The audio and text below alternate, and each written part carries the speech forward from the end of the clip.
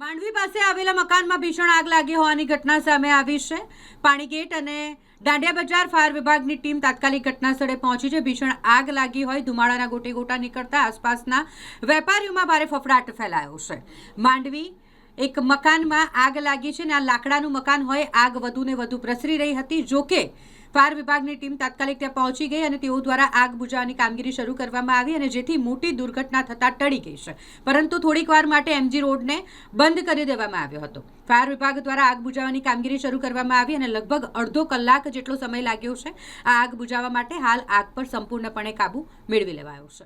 અમને માંડવી ગેટ પાસે આગ લાગેલી એવો કોલ મળતાની સાથે અમે ઘટના સ્થળ પર આવી અને આગને કાબૂમાં લીધેલ છે અને દાંડિયા બજાર અને પાણીગેટની બે ટીમ અત્યારે કામગીરી ચાલુ છે।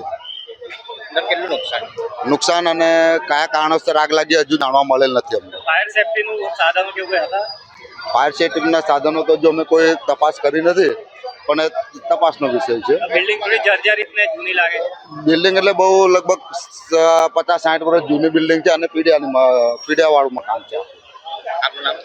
Pratapbhai Damor, station officer, dandiya. Short circuit થયો છે।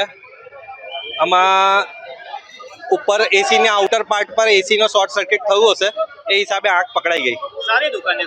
કપડાની દુકાન છે। કપડાની દુકાન? હા, કપડાની કેટલા દુકાન। વર્ષથી તમે અહીંયા? આ દુકાન તો 95 વર્ષ જૂની છે અને ખાસા ટાઈમથી રનિંગમાં જ છે।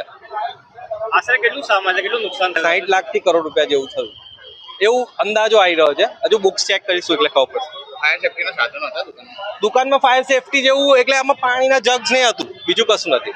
શું નામ હતું? સંદીપ શાહ।